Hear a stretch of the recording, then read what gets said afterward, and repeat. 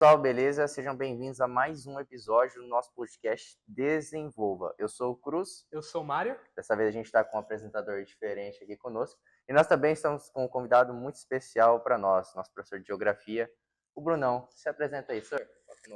Tudo bem, pessoal? Primeiro eu quero agradecer o convite, é muito legal estar falando com vocês.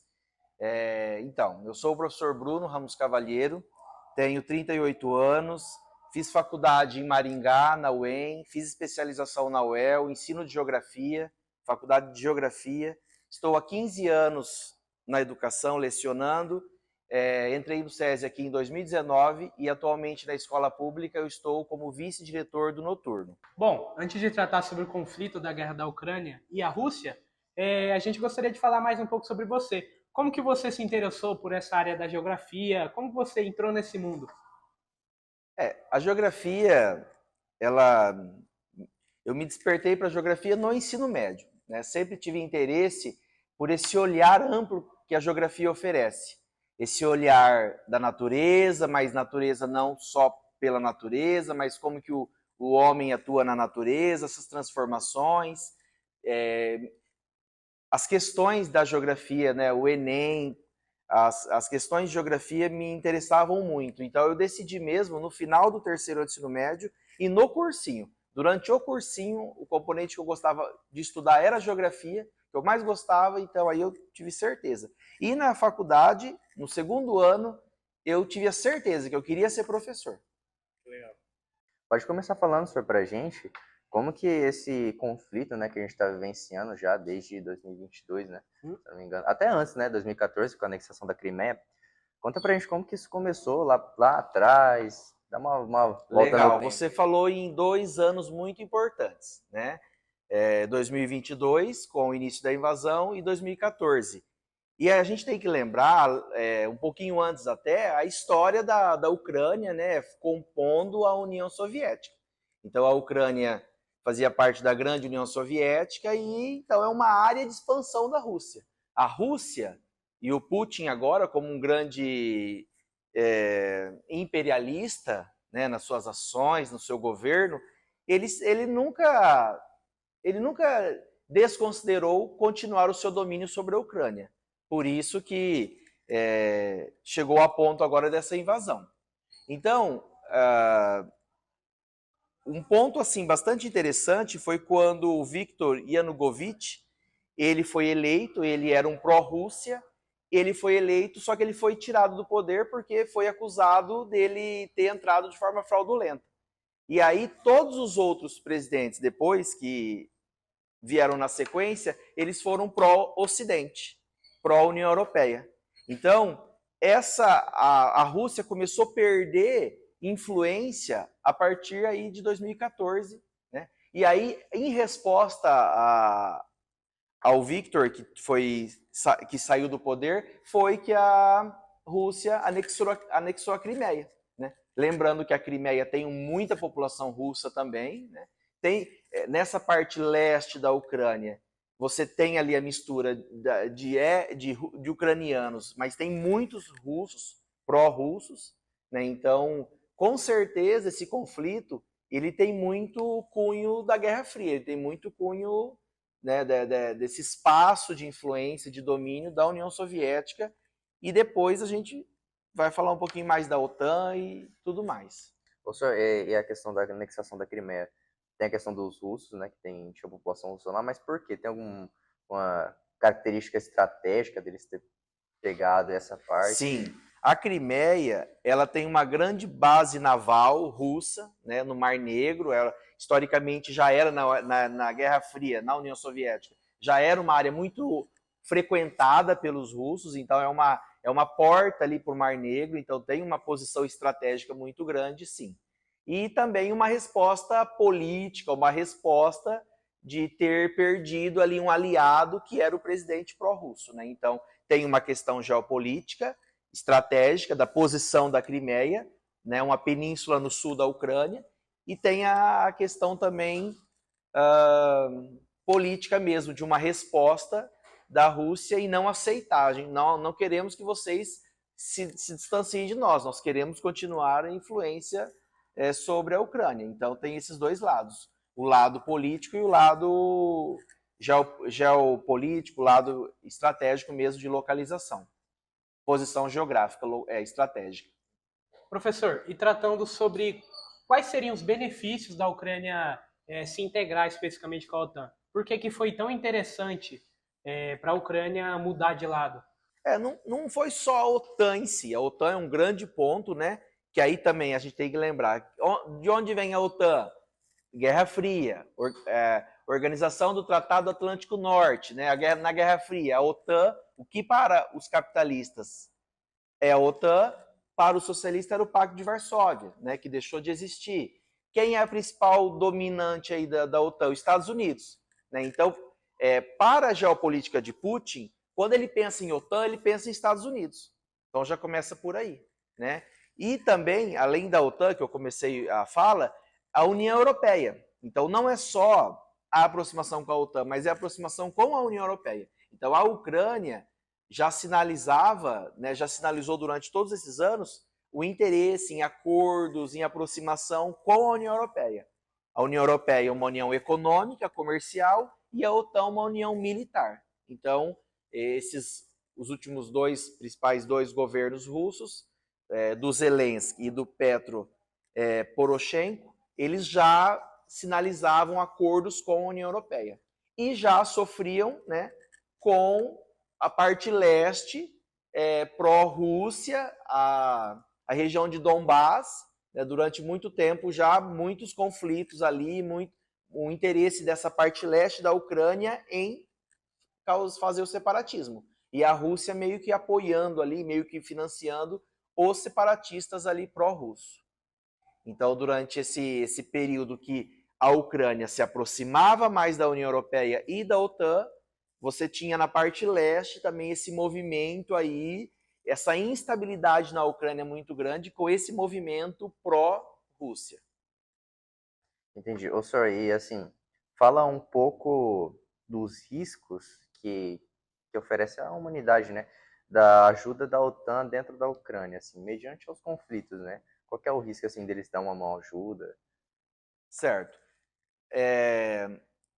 Nós temos que lembrar também que não é só a Ucrânia que entrou para a OTAN, que tem interesse em entrar para a OTAN, né? A Ucrânia não entrou, mas não é só a Ucrânia. Outras repúblicas soviéticas já entraram para a OTAN também. Então a Rússia já perdeu algumas áreas mais ao norte, Polônia, Letônia, Lituânia, já tem regiões. E aí seria uma área muito grande agora, que seria um prejuízo muito grande para a Rússia ter uma área de fronteira muito grande com a... Eu esqueci a pergunta que você fez. Os riscos que é, né, ter... A intervenção da OTAN. É isso.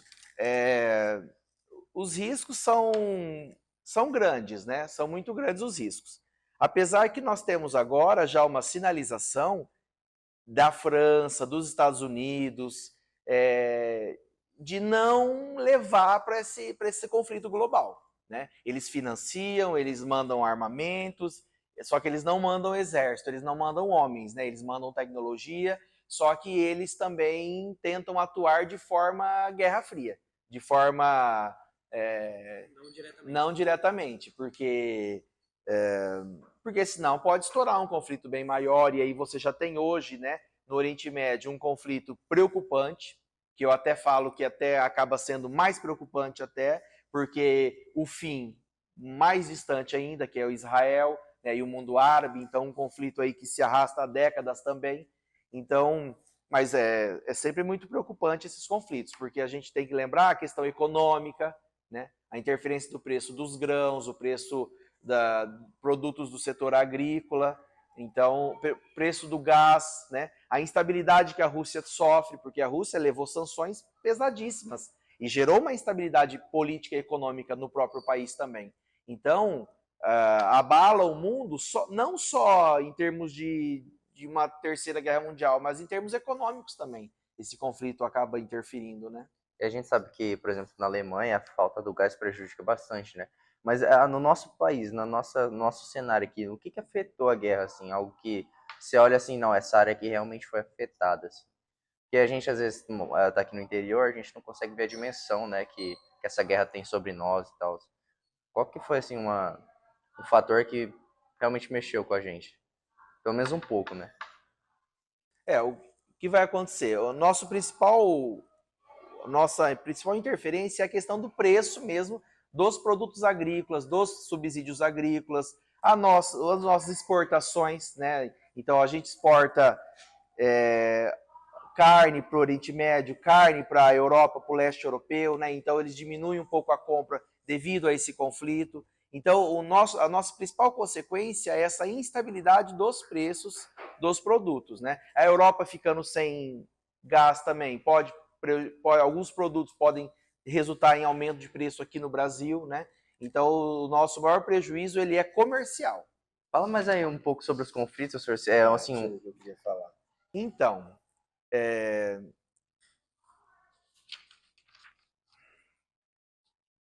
algum momento de Então, eu até, né, confesso que em sala de aula até cheguei a comentar algumas vezes, né, os alunos, eu lembro muito bem, como se fosse hoje, aulas assim, no momento que a Rússia estava mandando tropas, antes da Rússia agora invadir a Ucrânia, ela fez acampamentos na fronteira, ela mandou muitos soldados, ela fez teste, o Putin falava que estava fazendo testes, né? Então ele foi muito estrategista nesse momento pré-invasão. Né? Ele armou toda a fronteira, ele levou milhares de soldados para a fronteira, armas, fazendo alguns testes, falando que, né, estaria fazendo alguns testes. E, na verdade, né, depois ele invadiu. E eu comentei da minha parte, que eu até comentei na sala de aula, é uma guerra fria, ele está ameaçando. Né, comparando até com a Coreia do Norte, Coreia do Sul, e na verdade, né, eu até analisei de forma errônea naquele momento. Realmente ele invadiu, né? Agora, a ONU ela é muito criticada nesses momentos, né? O Tribunal Internacional ele precisa atuar, a ONU precisa atuar, porque a Rússia acusou o quê? Que esse grupo separatista pró-russo na parte de Donbás, eles estavam sofrendo perseguição, estavam sendo, né, sendo mortos de forma indiscriminada pelo governo ucraniano. Só que isso não foi provado, né? Isso não foi efetivado. Então, a Rússia invadiu, né? E ela tem atacado áreas assim, ataca shopping, aí ela atacou o shopping, aí não pode atacar, porque não é legítimo de guerra. Então ela fala o quê? Não, que tinham armas ali escondidas no shopping. Ataca a escola.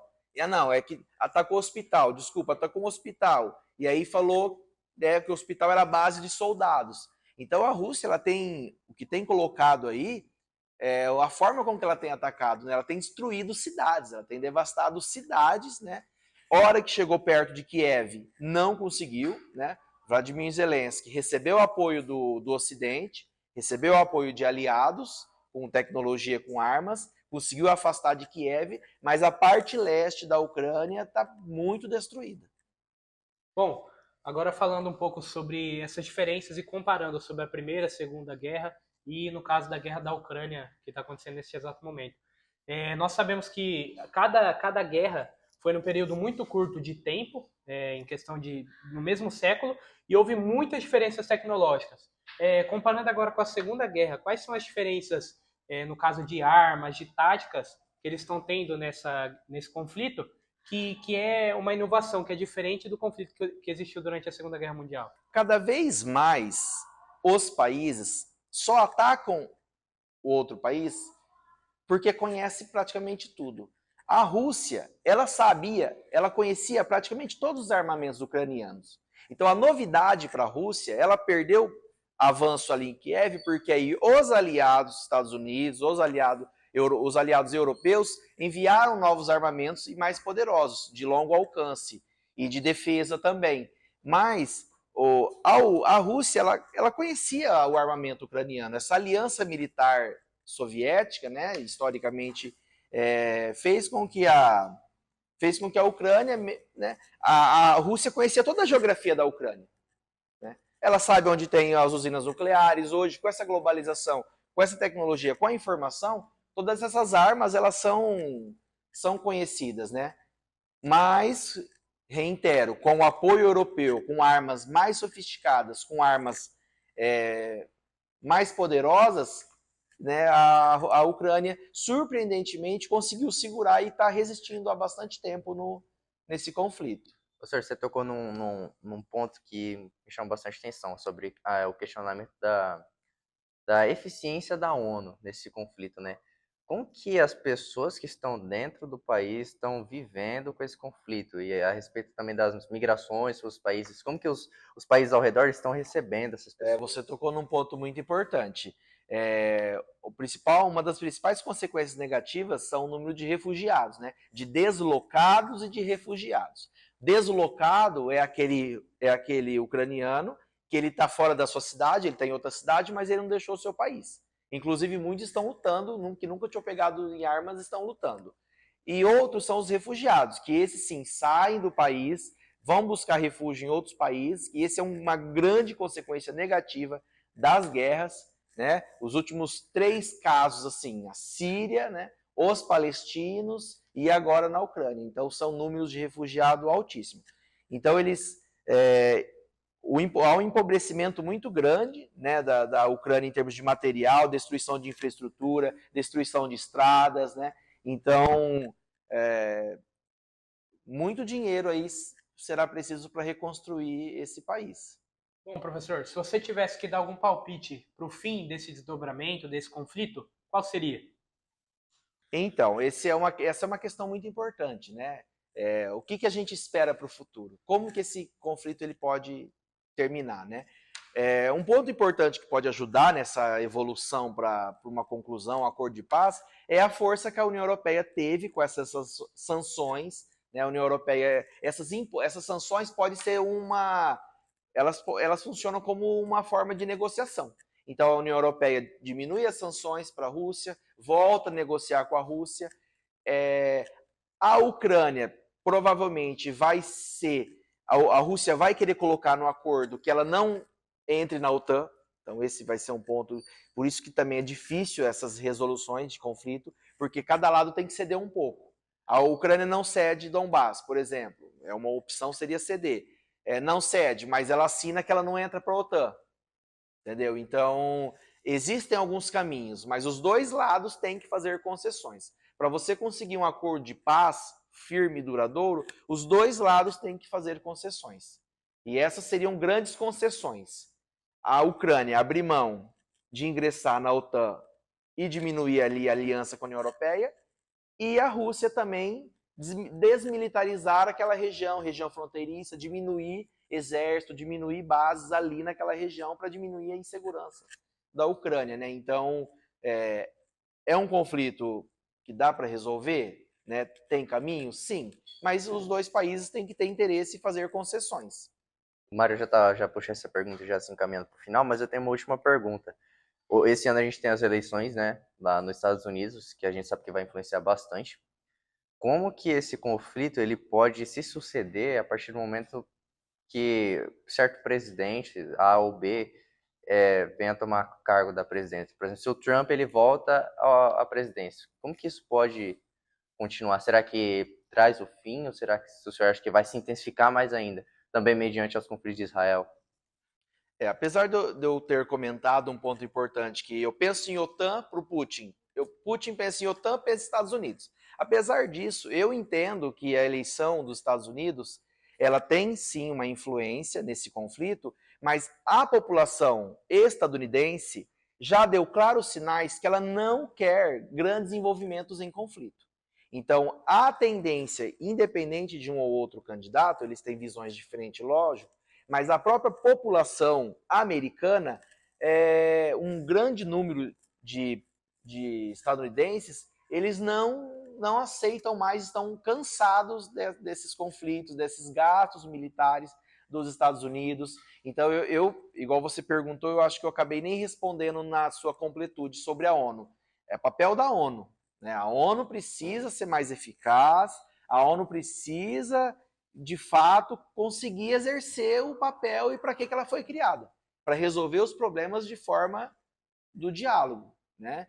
Porque a Rússia alegou, né, que os russos, né, ucranianos ou pró-russo, ou os russos mesmo, que vivem russos na Ucrânia, estavam sendo perseguidos, estavam sendo, né? E isso não foi comprovado. E a maneira com que a Rússia atacou foi desproporcional. E a ONU, ela declarou, né, foi clara em não concordar com a invasão. E mais uma vez, a gente lembra lá o Iraque, em 2003, quando foi invadido. Então, quem precisa criar mecanismos melhores e mais rigorosos de resolução de conflito é a ONU, né? Lógico que aí a gente volta, mas os Estados Unidos tem grande influência, mas eu não vejo mais como antigamente. Eu vejo que essa influência ela está sendo, ela é dividida. Nós vemos no mundo multipolar e essa influência é dividida. Você sabe quem poderia ajudar muito? A China. Entendeu?